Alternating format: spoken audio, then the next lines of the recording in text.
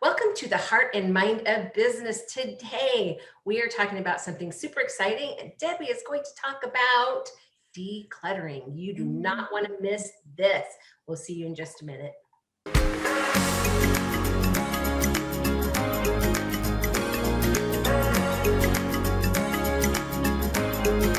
Welcome back to the Heart and Mind of Business. And today, Debbie is going to talk about decluttering. I'm super excited to hear all that she has to say about decluttering. I have a couple comments for you, but for now, let's hear what Debbie has to say about decluttering. That is such a huge topic, isn't it? Now, if you go on Netflix, you see programs around decluttering your home and getting rid of the junk and understanding what you want to keep and what you're holding on to and how you feel once you've gone through your sock drawer and you've gone through your wardrobes and you've got all the things out that you can't fit into anymore and you've bagged them up for charity and then you've handed them off and you feel good from emptying, creating space and space for allowing in the new. Yeah, because you can't keep buying new things if your wardrobe is jam-packed, but then you've done some good by passing it on for somebody else who might make some more use out of that. You know, there are wonderful places where you can sell on designer stuff, or you can give things to charity, or, you know, you can sell things online, but just paying and passing that forward rather than sending it into a rubbish tip. Yes. And it feels good, that process, doesn't it? Doesn't it feel cathartic and lovely? Space, open. Well, and you tend to organize at the same time, which of course speaks to the inner part of me, the organizer in me, right? So when you are cleaning out your closet or your drawer or whatever, what you're keeping gets like folded and organized and put back in nicely for most people, right? So then you really accomplish something else besides decluttering, which we already talked about last week. We talked about getting organized. So yeah, you're right. And you might wonder, why on earth is Debbie talking about doing my wardrobe? This is about the heart and mind of business. What has my wardrobe got to do with my business? Right. Actually, it has a lot, because our mind is the same way.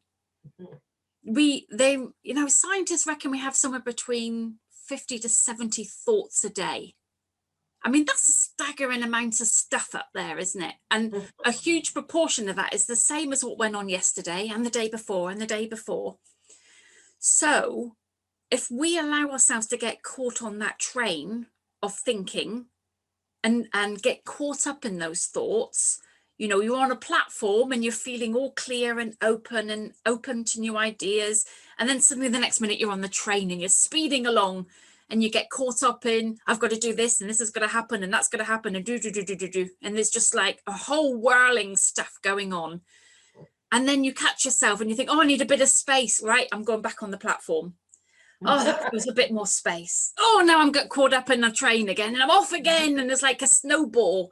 You know, one thought leads to another, that leads to another, and they become bigger and bigger and bigger and bigger. So we can get caught up in thinking that our thoughts lead us, where really we can work on decluttering some of the stuff that's kind of going on that isn't supporting our journey. So for an example, it's really easy when we're doing something new. So when we're starting a business, we may have gone from being an expert in one field to suddenly thinking, okay, I know a bit about what I'm doing, but now I've got to learn like all these other areas too. Okay. Now you have 20 more hats to wear. Now you have 20 more hats to wear. Yeah.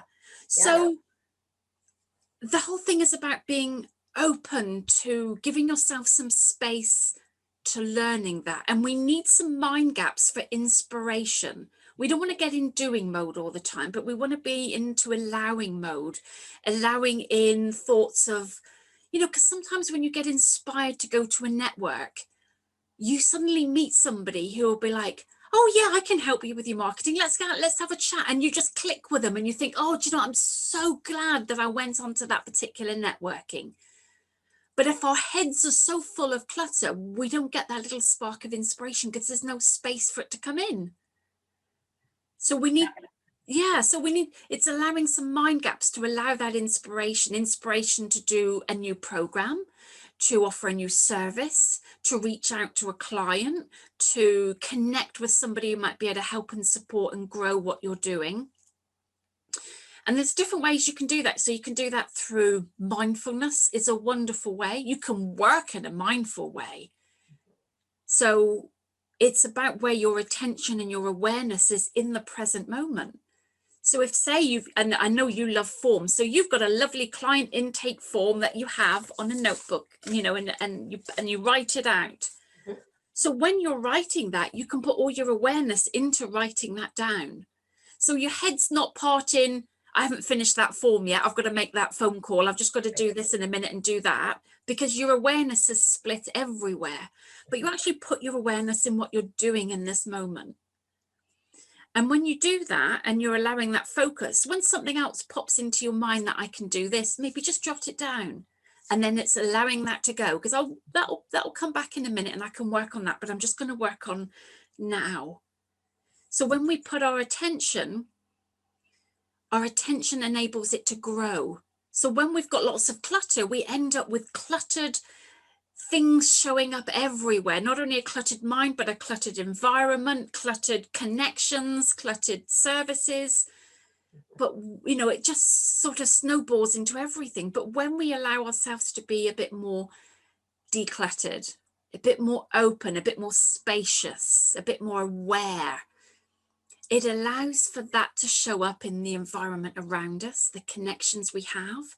So when we're talking to someone after networking, we're present for them, we're there for them, because we've got that space to allow them. We're not thinking of 101 things that I need to do as soon as I get off the call.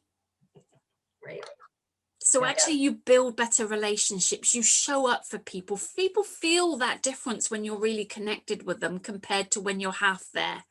Mm-hmm. And I actually have a good example of that.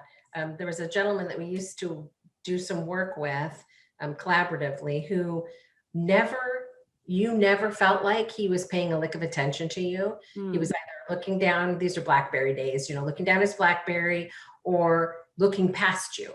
Like Right. you'd be talking to him, but instead of him looking at you, paying attention to you, he'd be like, watching the people that walked by, and he'd look back at you and he'd nod, but you could just see and feel the distraction. Like you did not have 100% of his attention when you spoke to him.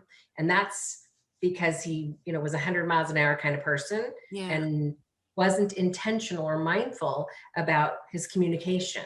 And I think that's a great example of what you're talking about, being there for other people in that way.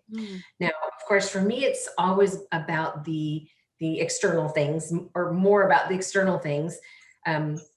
Decluttering is necessary for people who are more like me, because a cluttered space can actually cause anxiety, can actually cause disorganization, comes from cluttered things, right? So which is the reason for the forms and the files and the systems, right?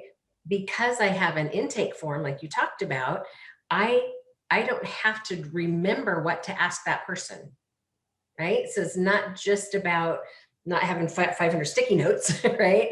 As I'm talking with that person on the phone and filling out that form, I don't have to remember what else do I need to know. I follow the form, name, address, phone number, right? I just follow the form, and that gives me more headspace to pay attention to what they're saying, right? To listen and be there for them, because I've given myself a little headspace. Some people call it margin, I call it buffer. And I built in a buffer so that systemized things, I don't have to put a lot of thought into, right? They do part of the thinking for me, which frees up some of my mind for that creative or that inspiration that you're talking about. So you were really there for your customers when they phone up and you're doing that form. You're really present for them. I try to be, yeah. Yeah. But when you were having that conversation with that guy, that little story that you told just now, how did it feel being on the end of that conversation? It made me crazy. It always made me crazy, and I wanted to just say, dude, are you paying attention to me? You know, Mm. if somebody was walking by that he recognized, you know, he'd even, you know, like acknowledge them or something. Mm. And even sometimes if it was somebody important, it'd be like, oh, excuse me, interrupt the conversation with you to say something to this other person. So it devalued Yeah. the conversation that I was having. Mm. I wasn't as important as perhaps something else. Certainly not lovely man, certainly not his intention, I'm sure, but that was my perception being Mm. on the receiving end of it. And how would you feel if you were a customer and the company or the organization that you were buying it off were treating you like that? Well, I wouldn't do business with them, Mm. right? I would feel like, okay, they don't value me. This isn't the right company for me, Yeah. right? I can find these services. The truth is what you do, people can find 100 other of you for the most part, right? Mm. You may do it differently, uniquely, better, but how you treat people, so important. How Yeah. you make them feel, they will remember forever. That's it, and that's a lovely saying, isn't it? It's not what, yeah, it's, there is a saying, there was it, There not is. what you do or not what you say, but how you make them feel that they remember, Yes. something They along those. may not remember what you say, but they Mm. will always remember how you make them feel. That's it. It's Yeah. a quote, and I, Mm.